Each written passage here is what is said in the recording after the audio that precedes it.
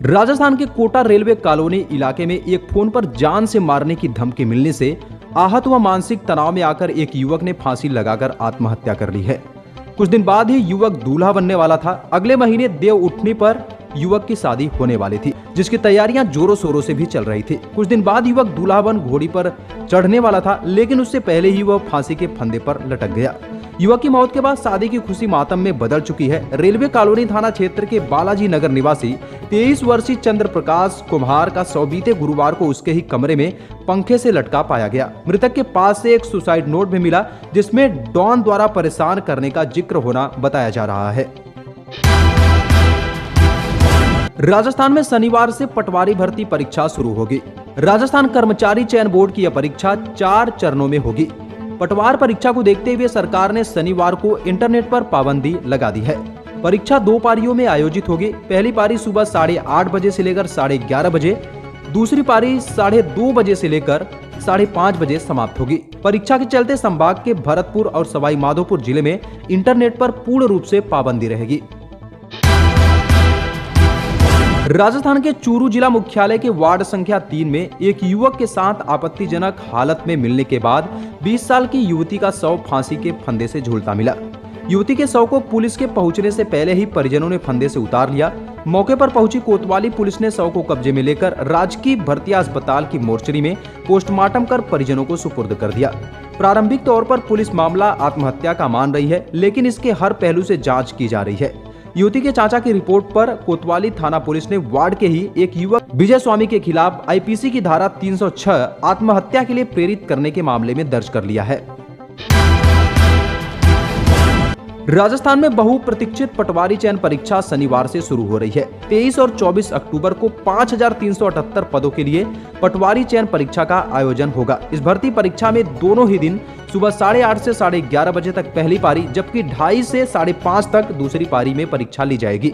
इसके लिए 15,62,995 अभ्यर्थियों ने आवेदन किए हैं। परीक्षार्थी की इतनी बड़ी संख्या को देखते हुए सुचारू व्यवस्था बनाए रखना पुलिस और प्रशासन के लिए चुनौती है।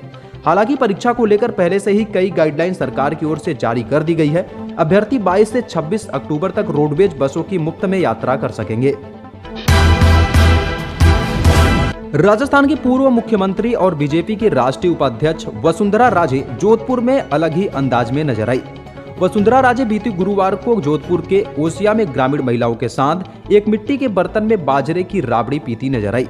फिर महिलाओं के साथ उन्होंने सेल्फी भी ली। इस दौरान उनके बयान से यह संकेत भी मिले कि नेतृत्व की जंग सिर्फ राजस्थान कांग्रेस में ही नहीं, बल्कि बीजेपी में भी कम नहीं है। विधानसभा चुनाव से करीब 2 साल पहले ही राजस्थान की पूर्व मुख्यमंत्री वसुंधरा राजे अब मैदान में उतरने लगी है। भारत में भले ही 24 घंटे में कोरोना के 16,326 नए मामले ही सामने आए, लेकिन महामारी से मृत्यु दर 1.2% पर बनी हुई है, जो कि परेशान करने वाली है। यही नहीं, दुनिया के कई मुल्कों में महामारी की नई लहर परेशान कर रही है। ब्रिटेन में वायरस में हुआ बदलाव डरा रहा है और रोज 40,000 से ज्यादा मामले सामने आ रहे हैं, तो वहीं रूस में आए दिन लगभग 1,000 लोगों की मौतें हो रही हैं। ब्रिटेन समेत कई यूरोपीय देशों में कोरोना वायरस का एक नया वेरिएंट सामने आने पर हड़कंप मच चुका है। ब्रिटेन समेत कई यूरोपीय देशों में इस नए वेरिएंट के कारण कोरोना के मामलों में तेजी आई है। ब्रिटेन में तो इस नए वेरिएंट के कारण कोरोना संक्रमितों की संख्या बीते 3 दिनों से 50,000 के आसपास है। कोरोना महामारी की खत्म होती दिख रही जंग को इस नए वेरिएंट ने फिर से चुनौतीपूर्ण बना दिया है। ब्रिटेन और यूरोपीय देशों के बाद अब एशिया में भी कोरोना वायरस का ये नया वेरिएंट फैल रहा है। रूस और इजराइल से डेल्टा स्ट्रेन के एक सब वेरिएंट के मामले पता चले हैं। प्रधानमंत्री नरेंद्र मोदी गोवा के आत्मनिर्भर भारत स्वयं पूर्ण योजना के लाभार्थियों और हितधारकों से संवाद किए। सुबह 11 बजे वीडियो कॉन्फ्रेंसिंग के जरिए पीएम मोदी ने इस कार्यक्रम में हिस्सा लेते हुए लोगों को संबोधित भी किया।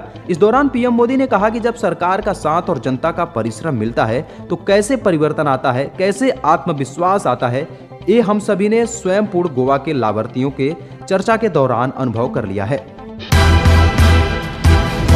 भारत के मुख्य न्यायाधीश एनवी रमना ने शनिवार को कहा कि न्याय तक पहुंच में सुधार के लिए न्यायिक बुनियादी ढांचा महत्वपूर्ण है, लेकिन यह आश्चर्य की बात है कि देश में इसका सुधार और रखरखाव अस्थायी और अनियोजित तरीके से किया जा रहा है।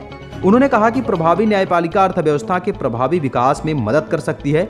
विधि द्वारा शासित किसी भी समाज के लिए अदालतें अत्यंत आवश्यक है। CJI Ramana Bombay high court की औरंगाबाद बेंच में एनेक्सी बिल्डिंग के 2 विंग के उद्घाटन के मौके पर बोल रहे थे। इस अवसर पर महाराष्ट्र के मुख्यमंत्री उद्धव ठाकरे, केंद्रीय कानून और न्याय मंत्री किरण रिजिजू और अन्य लोग उपस्थित रहे।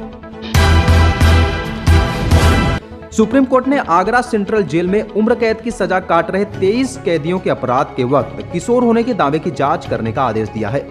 कोर्ट ने मामले की सुनवाई के दौरान टिप्पणी में कहा कि यह तय हो चुका है कि कैदी अपराध के वक्त किशोर होने का दावा कभी भी कर सकता है।